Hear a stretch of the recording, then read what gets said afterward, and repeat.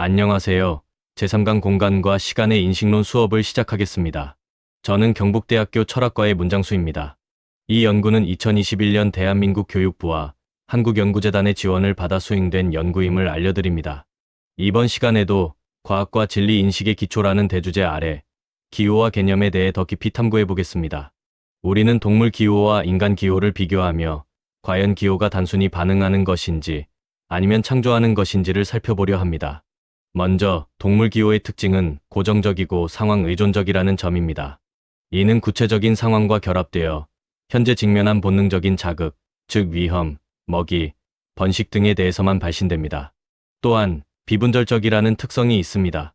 신호 전체가 하나의 의미를 담고 있어 이를 쪼개어 다른 의미로 재조합할 수 없는 1차 분절 기호의 형태를 띠죠. 꿀벌의 춤이나 침팬지의 울음소리가 그 예시입니다. 마지막으로 유한성을 가집니다. 정해진 수의 메시지만을 전달할 수 있다는 한계가 있습니다. 반면 인간 언어 기호는 추상적이고 상황 독립적이라는 점이 가장 큰 특징입니다. 인간 언어는 전위, 즉 디스플레이스먼트가 가능합니다. 이는 시공간을 초월하여 과거, 미래, 혹은 존재하지 않는 추상적인 대상을 지칭할 수 있는 능력을 의미합니다. 또한 개방성을 지니고 있습니다. 새로운 상황과 사물에 대해 무한한 문장을 창조할 수 있죠. 이 모든 것을 종합해 볼 때 인간의 언어는 단순한 신호, 즉 시그널을 넘어선 고차원적인 상징체계라고 말할 수 있습니다. 인간 언어의 중요한 특징 중 하나는 이중분절, 즉 더블 아티큘레이션입니다. 이는 유한한 소리로 무한한 의미를 만드는 기적과 같습니다. 이중분절은 크게 두 단계로 나눌 수 있습니다. 첫째, 1차 분절은 문장을 의미를 가진 최소 단위인 형태소들로 나누는 단계입니다.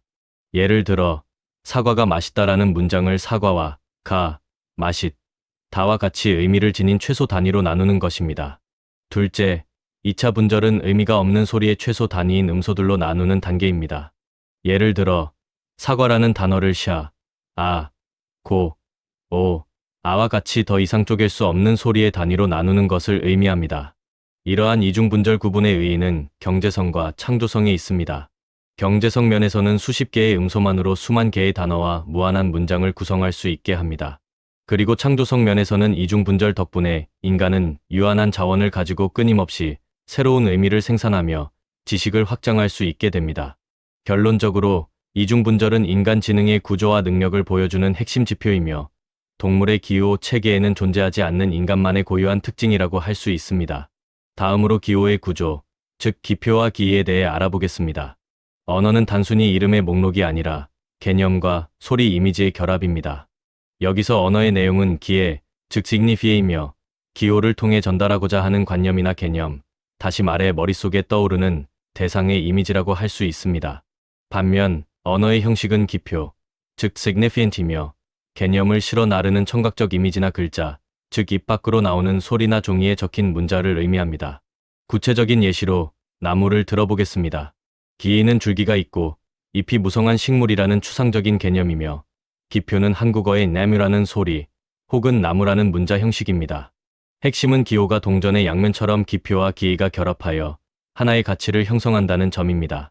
기호의 자의성, 즉 arbitrariness과 사회적 규약에 대해 살펴보겠습니다.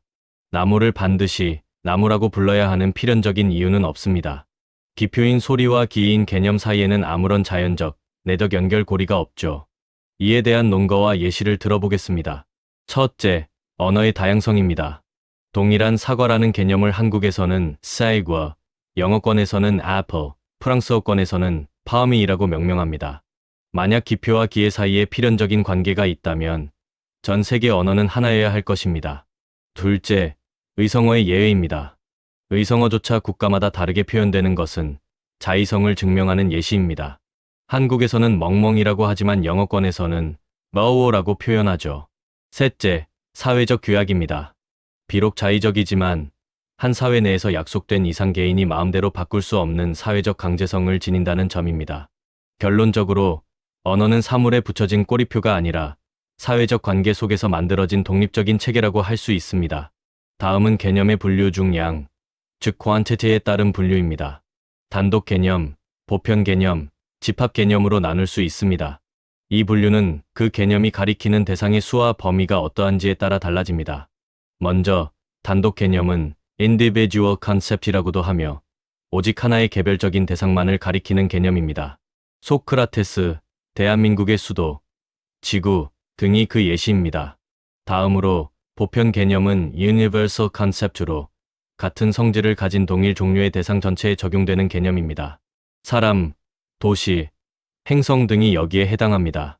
마지막으로 집합 개념은 collective concept이며 개별 요소들이 모여 형성된 하나의 전체 단위를 가리키는 개념입니다. 군대, 숲, 국회와 같은 단어들이 대표적인데 개별 병사가 군대는 아니지만 그들의 모임은 군대가 되는 식입니다. 이어서 질, 즉 quality과 존재 양상에 따른 개념 분류입니다. 이는 성질의 유무와 실체성 여부에 따른 구분으로 나눌 수 있습니다. 먼저 긍정 개념과 부정 개념은 성질의 유무에 따른 구분입니다. 긍정 개념은 어떤 속성이 있음을 나타내는 것으로 유능, 질서와 같은 단어들이 있습니다. 반대로 부정 개념은 어떤 속성이 결여되었음을 나타내며 무능, 혼돈 등이 해당합니다. 다음으로 구체 개념과 추상 개념은 실체성 여부에 따른 구분입니다. 구체 개념, 즉 concrete concept은 시공간적 형태를 가진 실질적인 대상을 가리킵니다. 장미, 도서관 등이 예시가 됩니다. 추상 개념, 즉 abstract concept은 사물로부터 분리된 속성이나 상태 자체를 가리키며 아름다움, 정의, 자유 등이 그 예입니다. 이제 상호 관계에 따른 개념 분류를 살펴보겠습니다. 이는 두 개념이 어떤 관계망 속에 놓여 있는가에 따라 상관 개념, 반대 개념, 모순 개념으로 나눌 수 있습니다. 첫째, 상관 개념은 relative concept로 어느 한쪽이 없으면 다른 쪽도 성립할 수 없는 의존적인 관계를 말합니다. 부모와 자식, 스승과 제자, 원인과 결과 등이 대표적인 예시입니다. 둘째, 반대 개념은 contrary concept이며 같은 종류 내에서 서로 가장 먼 양극단에 위치한 관계를 의미합니다. 중요한 점은 제3의 중간 지대가 존재한다는 것입니다. 예를 들어 흑과 백 사이에는 회색이 존재할 수 있으며 거대와 미소 사이에도 다양한 정도가 있을 수 있습니다. 셋째, 모순 개념은 contradictory concept로 중간 지대 없이 전체를 양분하는 배타적인 관계입니다. 생과 사, 유와 무, 합격과 불합격과 같이 둘 중 하나만이 참이 될 수 있는 관계를 말합니다. 다음으로 데카르트의 관념 분류, 즉 인식의 세 가지 기원에 대해 알아보겠습니다. 데카르트는 관념을 세 가지로 분류했습니다. 첫째, 외래 관념 또는 adventitious 관념은 외부 사물로부터 감각을 통해 들어온다고 여겨지는 관념입니다. 예를 들어 태양의 열기, 나무의 형상, 소음, 딱딱함 등이 있습니다. 둘째, 자작 관념 또는 factitious 관념은 마음이 상상력을 동원하여 임의로 만들어낸 가공의 관념입니다. 인어, 날개 달린 말인 페가수스, 히메라 등이 여기에 해당합니다.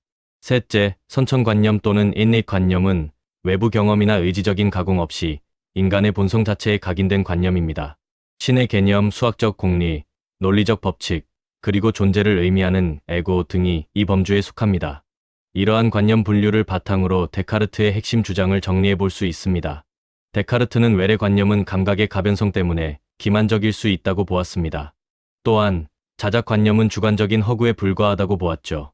따라서 데카르트에게 있어 오직 선천 관념만이 명석 판명, 즉 clear and distinct한 지식의 근거가 되며 형이상학적 진리를 보증하는 유일한 토대라고 강조했습니다. 이제 개념의 기원에 대한 두 가지 주요 입장을 살펴보겠습니다. 먼저 경험론적 입장, 즉 empiricism입니다. 경험론자들은 마음을 아무것도 쓰이지 않은 백지, 즉 tabula rasa와 같다고 주장했습니다. 대표적인 학자로는 존 로크와 데이비드 휴미 있습니다. 이들은 추상화설을 통해 모든 개념이 감각적 경험과 인상으로부터 유래한다고 보았습니다. 즉 개별적인 사물들을 관찰하면서 공통된 성질을 뽑아내고 차이점은 버리는 추상화 과정을 통해 보편적인 개념이 형성된다고 설명했습니다. 하지만 경험론적 입장에는 한계점이 있습니다. 첫째, 경험할 수 없는 대상, 예를 들어 무한, 신, 필연성 등에 대한 개념을 설명하기 어렵습니다. 둘째, 개별적인 경험에서 어떻게 보편적이고 타당한 법칙이 도출되는지 논리적으로 증명하기 어렵다는 귀납의 오류 문제가 있습니다. 다음으로 합리론적 입장, 즉 rationalism입니다. 합리론자들은 인간이 태어날 때부터 본유관념을 가지고 있다고 주장했습니다. 대표적인 학자로는 르네 데카르트와 고트프리트 라이프니츠가 있습니다. 이들의 본유관념설에 따르면 감각 경험은 혼란스럽고 다변적이므로 진리는 본유관념에 대한 이성의 직관과 연역을 통해서만 명석 판명하게 파악될 수 있다고 보았습니다. 하지만 합리론적 입장 또한 한계점을 가집니다. 첫째, 경험적 증거가 부족하며 모든 사람이 동일한 본유관념을 가졌는지 확인하기 어렵습니다. 둘째, 사유만을 지나치게 강조할 경우 현실 세계의 구체적인 사실들과 괴리될 위험이 있다는 독단주의의 문제가 발생할 수 있습니다. 마지막으로 칸트의 비판적 종합, 즉 Kant's Synthesis에 대해 알아보겠습니다. 칸트는 경험론과 합리론의 한계를 인식하고 두 가지 개념, 즉 선험적 범주 개념과 경험 개념을 제시하며 이를 종합했습니다. 그는 외부의 감각 재료가 들어오면 우리 지성이 이미 가지고 있는 틀인 범주, 즉 캐테고리를 통해 경험적 개념들이 구성된다고 설명했습니다. 여기서 범주 개념은 경험을 통해 얻어지는 것이 아니라 경험을 하기 위해 인간이 원래부터 갖추고 있는 선험적, 즉 a prior의 형식입니다. 칸트의 이러한 관점에도 한계점이 있습니다. 인간의 인식 틀 안, 즉 현상계에서만 지식이 유효하므로 사물 그 자체인 물 자체의 진실에는 도달할 수 없다는 회의론적 여지를 남기게 됩니다. 네, 오늘 준비한 내용은 여기까지입니다. 경청해주셔서 고맙습니다. 수고했습니다.